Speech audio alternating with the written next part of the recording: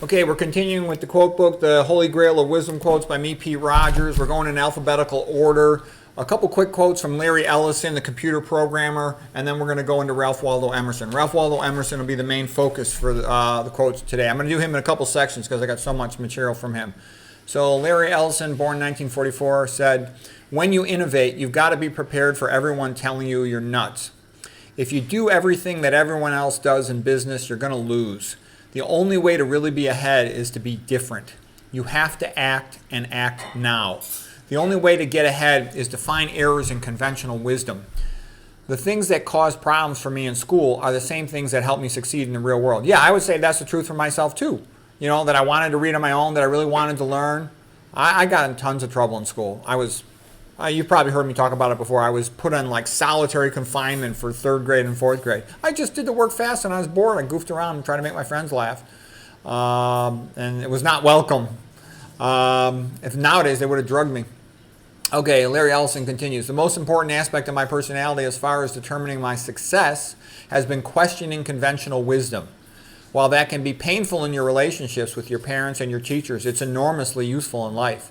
Yeah, when you go down that path of thinking unconventional, people say you're weird, then they say you're autistic, then they say you're a jerk, then they say you're paranoid, all this other stuff. But a lot of times that's what leads you to the truth. You know, you make mistakes, sometimes you're wrong, but at least you think about it. Okay, now we're going to do Ralph Waldo Emerson, the great American philosopher, writer. He lived from 1803 to 1882. He's very upbeat and encouraging, gives you confidence in yourself. He's sort of like the Brian Tracy of the 1800s. Okay, so we'll start out with some of his quotes on education. Ralph Waldo Emerson, he says, "A man's library is a sort of harem. The best of all ways to make one's reading valuable is to write about it." Yeah, like if you're really interested in a subject, you should write your own book about it to yourself. Have a text file and summarize. You want to learn about hypertension? Summarize everything you know about hypertension or whatever it is, and you'll learn it that way. That's a little bit like, you know, the Feynman method of learning. It's also been called that. Okay, Emerson continues. "Condense some daily experience into a glowing symbol and the audience is electrified. Men are what their mothers made them." I actually think that's pretty important. A good mother makes a giant difference in a boy's life. He has to have the father or a male role model because a woman can't be a male role model. Women are just too different than men. And I think when boys are raised by women, they tend to screw them up because women are very spoiled compared to men. Women always think somebody's going to be nice to them and take care of them. Men are pretty much told, no one cares about you, you're expendable, do your work, or just, you know, shut up and get out of here. And so men learn from an early age that no one cares about them, so they better make something out of themselves or they're going to be not have it so good. A woman, if she can just make herself attractive, some man might support her whole life. It's not like that for men. You know, a lot of guys, they never have a girlfriend, a wife, or get to do much if they don't make themselves, you know, appealing or wealthy or something. It's harder for men. Okay, what I mean by men are what their mothers made them. Yeah, I saw like my mom. My mom went to the law school for my older brother, and she said, "Look, I'll pay your tuition, just accept my son. I'll pay the entire year's full tuition right now." My brother was actually a very smart guy. He ended up writing a couple books, but he had been dyslexic, and so he had trouble, and his grades weren't that good. He ended up being a fantastic lawyer, but I think my mom's promise to pay the entire tuition for the whole year in full helped him get in. And my mom was super helpful to me as well and to the other kids in my family. Let's see. Next quote. And I've heard of other stories of other families too where the mothers were pretty driven to help the sons be successful. That makes a big difference. But still, they need that daddy in the background working, so they have him as a role model, as a hard worker, honest, good. Okay, Ralph Waldo Emerson. "As many languages as a man has, as many friends, arts, and trades, so many times is he a man." Yeah, you magnify, amplify yourself with all those things. "The secret of education lies in respecting the pupil. It is not for you to choose what he shall know, what he shall do. He alone only holds the key to his own secret." Yeah, the best education's like the Oxford tutor system, where the student chooses his PhD mentor, meets with them like 2-3 times a week, and has to do some reading and thinking or experiments, and comes back and talks with the mentor. That's the best education. But that's real expensive. So, the way a college makes money is as a giant auditorium, 400 students with one lecturer, and they'll have the teaching assistant lecture, okay? That makes a lot of money for the university. But you learn when you got somebody who knows the field already and they'll have a conversation with you. And also you learn a lot from talking to your parents because your parents they know you, they talk to you in a way that's interesting to you, and they want to help you. So that's good education. Whereas the public school system is a joke. Almost everybody forgets almost everything they learn in grade school and high school in a public school system except driver's ed, typing, things like that. Okay, what they learned on sports teams or extracurricular activities. Ralph Waldo Emerson, he says, he then learns that in going down into the secrets of his own mind, he has descended into the secrets of all minds. The orator, the deeper he dives into his most private, secretest presentiment. To his wonder, he finds this is most acceptable, most public, and universally true. The people delight in it. Yeah, and that goes back to that summary quote I've given you before, is that if you want to write well, you want to speak well, just act like you're talking to an intelligent friend. What would you say to one of your friends, who is with it? You would just try to make it interesting, make it fun, and you talk that way to the audience. They're going to like it. They're going to get it. And people say, well, that's too advanced. No.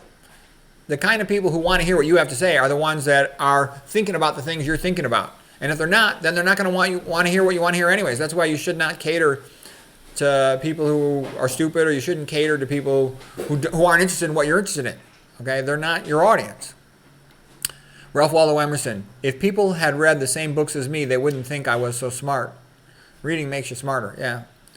Like Michelangelo used to say, if people had worked as hard as he had worked as an artist, they wouldn't think he was such a great artist. But, I don't think so. He still is magnificent. Ralph Waldo Emerson, many times the reading of a book has made the fortune of the reader. And I would say it's not the reading of one book. It's the reading of many books. When I wanted to improve my social skills, that's kind of nerdy guy only wrestling and studying in college. When I came out of there, I read tons of books about social skills, a bunch of books on body language, Dale Carnegie's How to Win Friends and Influence People, a whole bunch of stuff, okay? Ralph Waldo Emerson, we are shut up in schools and college recitation rooms for 10 or 15 years, and then we come out of it at last with a belly full of words and do not know a thing. Yeah. It's good to mix your learning in with experience so it makes more sense. It's like somebody learns a lot more about medicine when they start doing clinical rotations, trying to take care of themselves or other people, than they do just from books.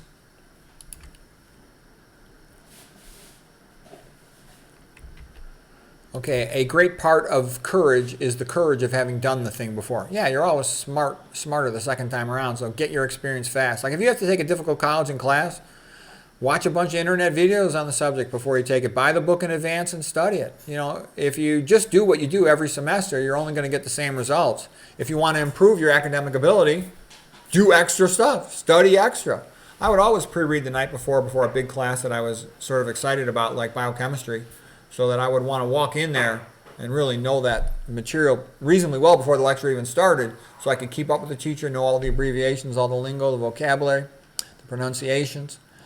Okay, Emerson continues, God offers to every mind its choice between truth and repose. Take which you please, you can never have both. Now that's a good quote too. Like in medicine, if you want to be a conventional conformist, just match the ill to the pill, send a bill, and sell drugs, you'll make your money, it'll be pretty easy, but you'll be bored and you'll just be generic, mediocre. If you want to be really good at medicine, then you learn about diet, nutrition, epidemiology, toxicology, but on the other hand, you won't get paid for that. But you'll feel good that you gave the patient a chance. It is a luxury to be understood, says Emerson. The value of a principle is in the number of things it will explain. You cannot do a kindness too soon because you never know how soon it will be too late.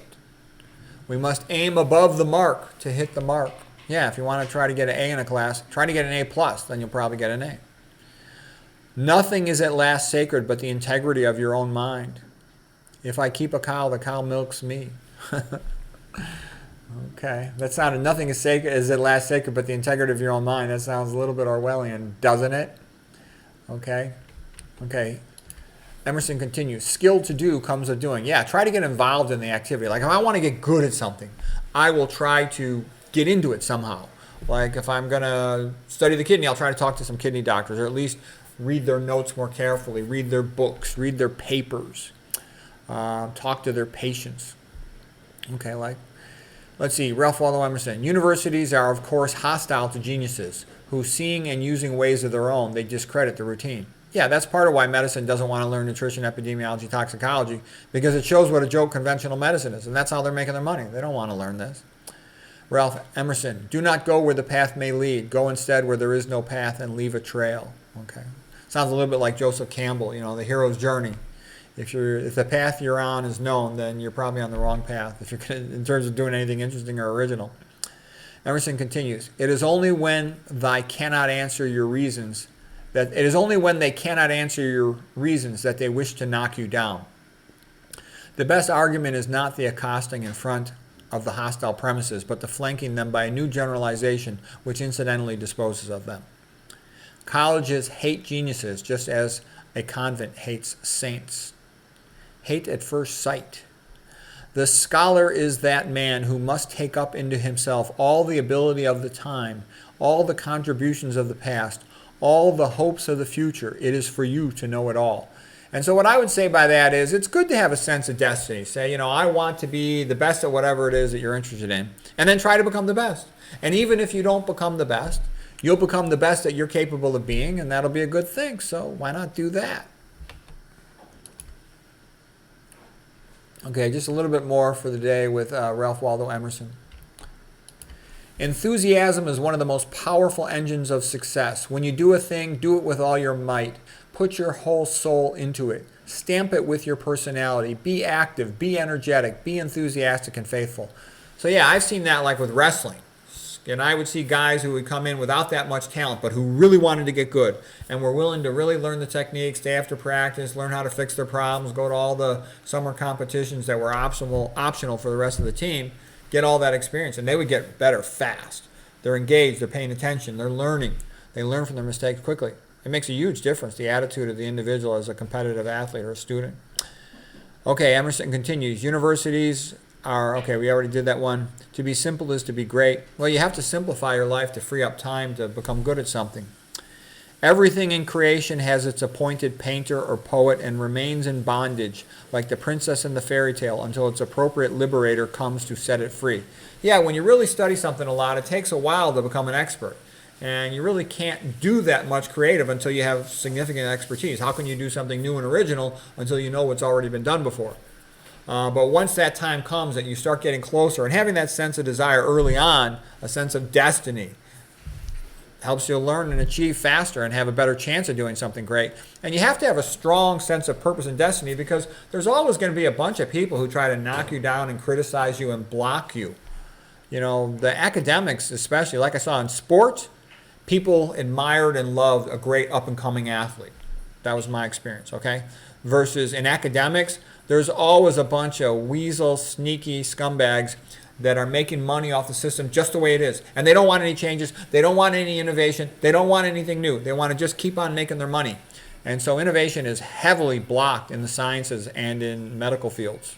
So if you want to do it, you should go for it, but just be aware of how the game is played and don't expect people to help you. Expect them to try to block you. And so a lot of times too, just keep your mouth shut, be quiet while you're working in the background to develop yourself. And then when the time comes, you'll show that you've really learned something special and good.